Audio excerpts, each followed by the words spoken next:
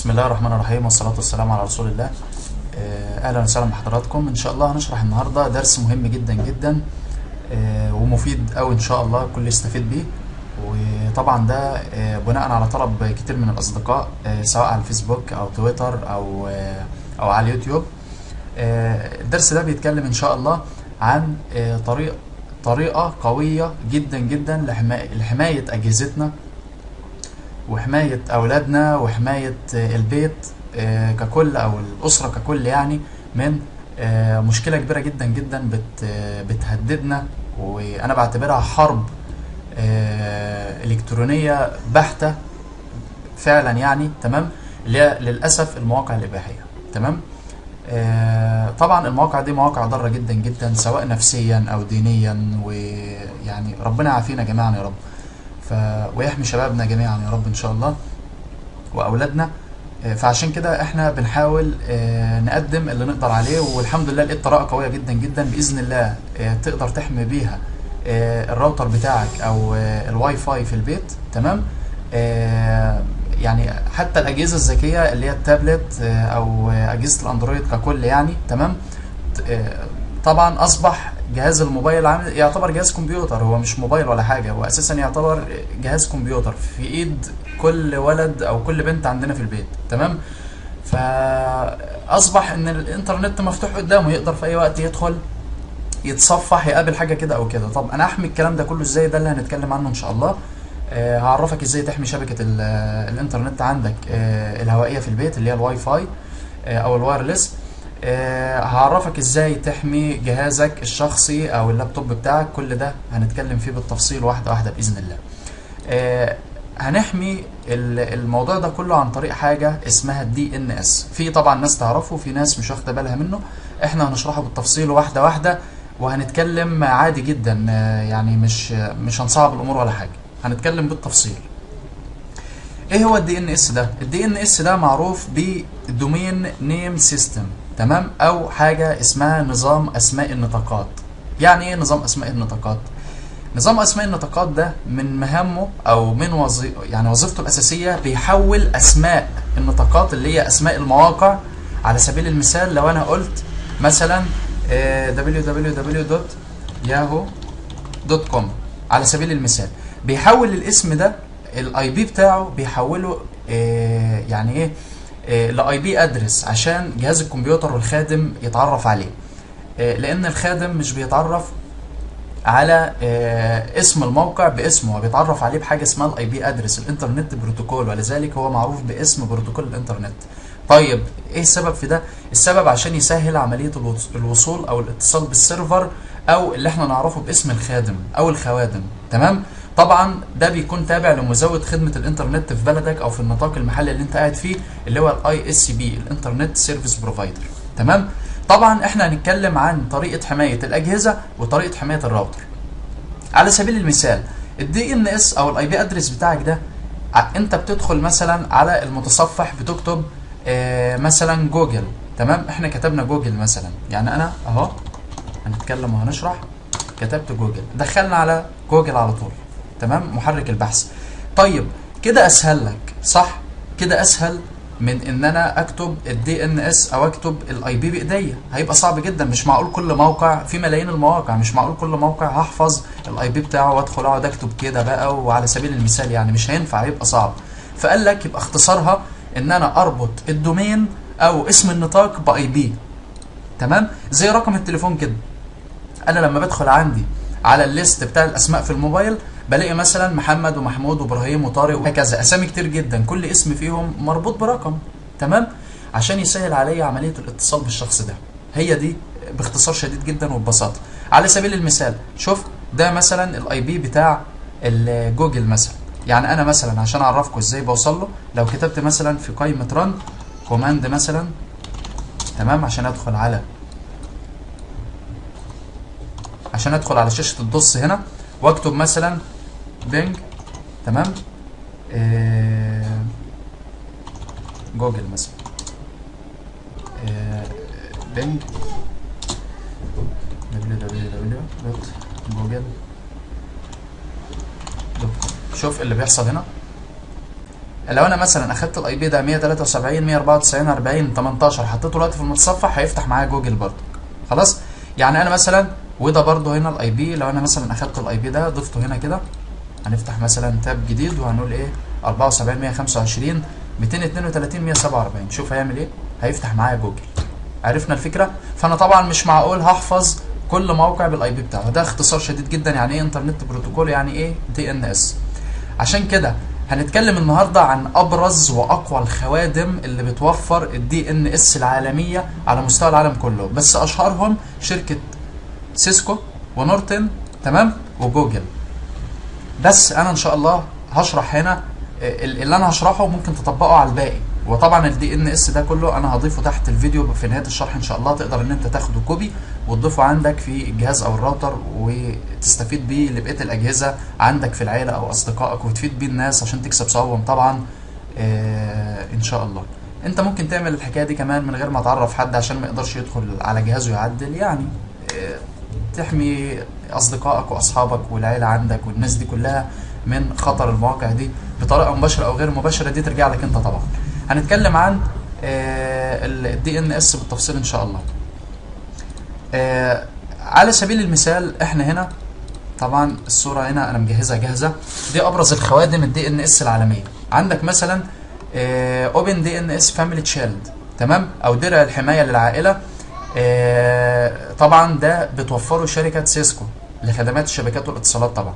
زي ما انتم شايفين كده 208 67 222 123 208 67 220 123. خلاص. ده اقوى الدي ان اس اللي ممكن تستخدمه طبعا عن تجربه. انا جربت كل دي ان اس في دول، تمام، سواء مثلا اللي هو تابع لسيسكو اللي احنا اتكلمنا عنه ده، او النورتون كونكت سيف، تمام، الاتصال الامن عن طريق دي ان اس نورتون، تمام. في طبعا الحمايه، وفي اللي هو السكيورتي التامين مثلا والحمايه، وفي سكيورتي اللي هو بورنوجرافي ده خاص بالتامين والحمايه من المواقع برضو اللي هي المواقع الاباحيه والضاره. وفي بقى اللي هو السكيورتي وبورنوجرافي اند اللي هو ايه نون فاميلي فريندلي، ده اللي هو العائله والاصدقاء وكده. طبعا هو كله في الاخر مفهوم واحد عشان نبقى واخدين بالنا، هما الثلاثه دول اقوى من بعض الصراحه، لكن الافضل فيهم عن تجربه فعلا، وانت هتكتشف ده بنفسك لو حبيت تجرب، هتلاقيه اللي هو التابع لسيسكو ده، ما شاء الله عليه قوي جدا جدا جدا، وهنشوف مع بعض بالتفصيل دلوقتي، تمام. برضه عشان الفت انتباهك، لو انت ضفت الدي ان اس اللي هو تابع للنورتون ده، لما بتيجي تدخل على اي موقع كتجربه بتلاقيه يجيب لك شاشه قدامك او صفحه بيفتحها وفيها شعار نورتون، لان هو فعلا تابع لنورتون وكده، وبيقول لك ان الموقع ده ممكن يضر جهازك وكده. طبعا لو جيت تدخل على سيسكو هيجيب لك بلوك، بيجيب لك كده ايكون لونه برتقالي كده وبيقول لك بلوك، ان الموقع ده معمول له بلوك وضر بجهازك وكده. برضو انت هتكتشف ده بنفسك وحاول تجرب، وده اللي احنا هنشوفه مع بعض دلوقتي ان شاء الله. اما بالنسبه للتابع لجوجل والكومودو ده، جوجل بيفضل يحمل على الفاضي، لو انت مثلا دخلت على اي موقع بيفضل يحمل كده على الفاضي وخلاص، تحميل مفتوح، ما بيجيبش حاجه اسمها بلوك ولا الكلام ده.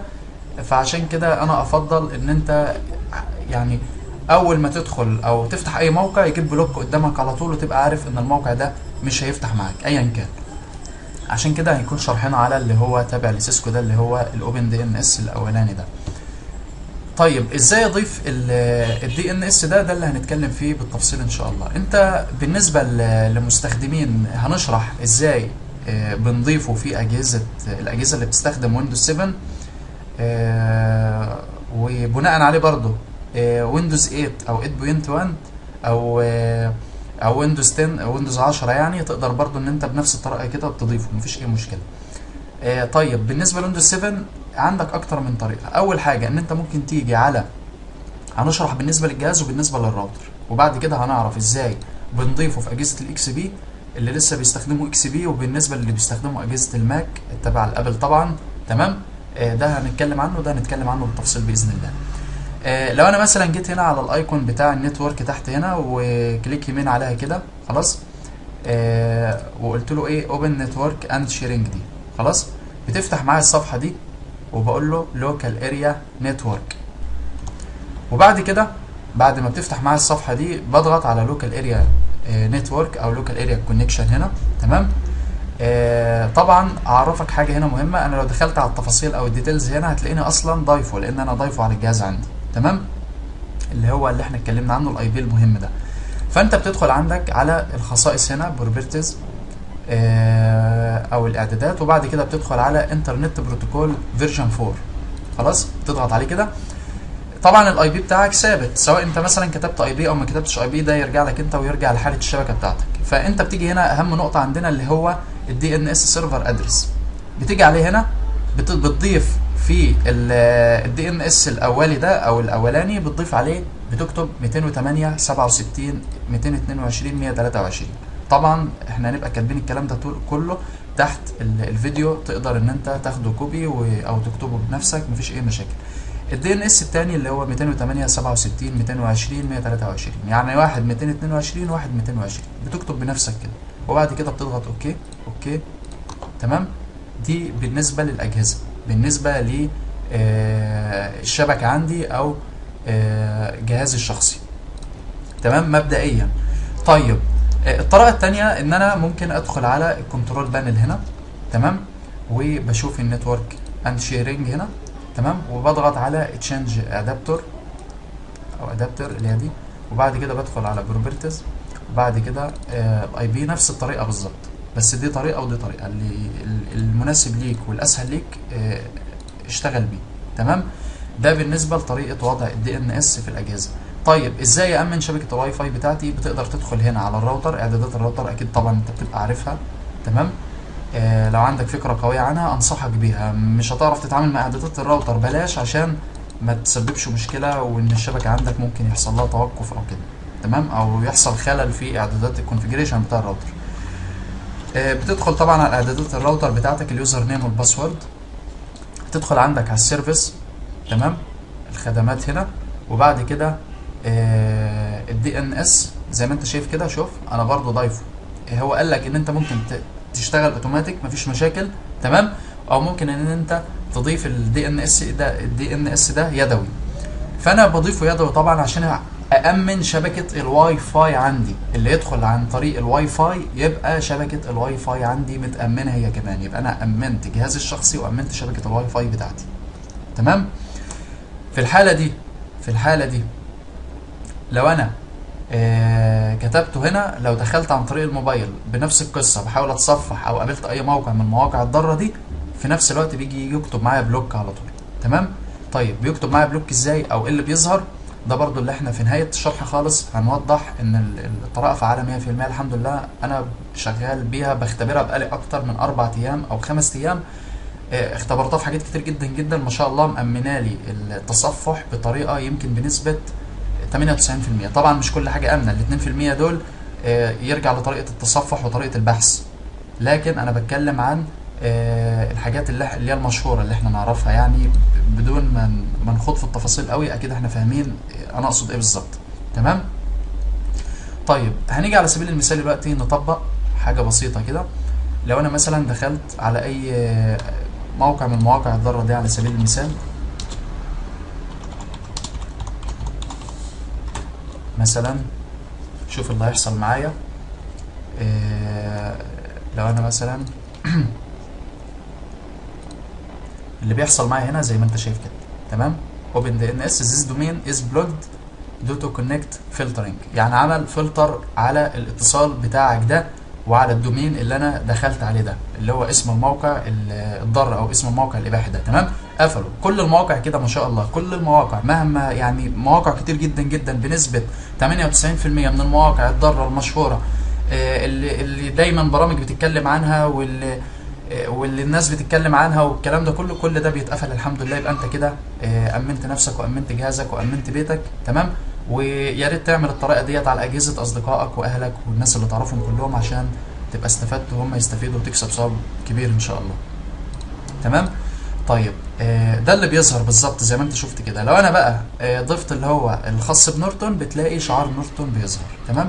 طيب يبقى احنا كده عرفنا ازاي بنضيفه عن طريق النتورك، زي ما اتكلمنا عن طريق الايكون بتاع النتورك تحت، او عن طريق الراوتر. خلاص. بالنسبه طبعا للي بيستخدموا ويندوز اكس بي، هشرح لك برضو الطريقه، انا مجهزها لك هنا على شكل شرح صور كده. تقدر تدخل على الكنترول بانل. تمام. هتدخل على النتورك كونكشن. تمام.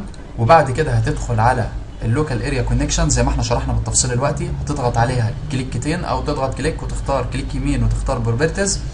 وبعد كده هتدخل على انترنت بروتوكول تي سي بي اي بي. وبعد كده هتدخل برضو على الدي ان اس، تضيف الدي ان اس بتاعك في الخانه الاولى والخانه الثانيه وتدي اوكي، ويبقى انت كده كله تمام. هتدخل تتصفح زي ما قلت لك، هتجرب بنفسك هتلاقي كل حاجه تمام ومتامنه معاك باذن الله.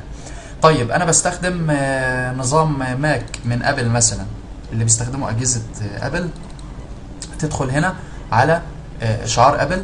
تمام. اللوجو فوق معروف طبعا. هتضغط على سيستم بريفرنسز هنا، وبعد كده هتضغط على نتورك، هيظهر لك اللي ده بمثابه كنترول بانل عندنا في انظمه ويندوز تبع مايكروسوفت، لكن بالنسبه لابل الوضع يختلف. هتدخل هنا على السيستم بريفرنسز، وبعد كده هتدخل على النتورك، وبعد كده هتدخل على كونفيجريشن. تمام. هتضغط عليه، وبعد كده هتدخل على الدي ان اس سيرفر. هتضيف الدي ان اس في خانه واحده، بيبقى واحد فوق واحد تحت كده، وبعد كده بتقول له ابلاي ناو. تمام. وبعد كده كل حاجه بتبقى معاك تمام. ممكن تشتغل على طول او تراستر الجهاز، وبعد كده هتلاقيه يشتغل معاك ويبقى نشط وفعال باذن الله. تدخل على اي موقع مش موجود ستوب معاك على طول، وباذن الله تكون استفدت من الموضوع ده. طبعا ده كان شرح يا رب ان شاء الله يكون واضح وبسيط، واللي محتاج اي استفسارات او اسئله يتواصل معايا ان شاء الله. ما تنساش تعمل سبسكرايب واشتراك في القناه عشان يوصلك كل جديد. ممكن تتواصل معايا عن طريق وسائل التواصل اللي انا هكتبها لك تحت الفيديو ان شاء الله. هضيف لك انا الدي ان اس ده بنفس الطريقه دي كده ان شاء الله تحت شرح الفيديو في اللي انت بتشوفه دلوقتي في قناتك سؤال وجواب دلوقتي باذن الله. وتقدر ان انت تتعامل وتضيف الدي ان اس بتاعك وتجرب بنفسك، وان شاء الله تستفيد. واتمنى لكم حياه يا رب ملء الصحه والثراء والحريه الماليه دايما، وربنا يوفقني ويوفقكم جميعا. تحياتي ليكم، واي استفسارات او اسئله انا جاهز للتواصل معاكم والرد عليها ان شاء الله. كان معاكم احمد المصري من قناه سؤال وجواب التعليميه. تحياتي ليكم والسلام عليكم ورحمه الله تعالى وبركاته.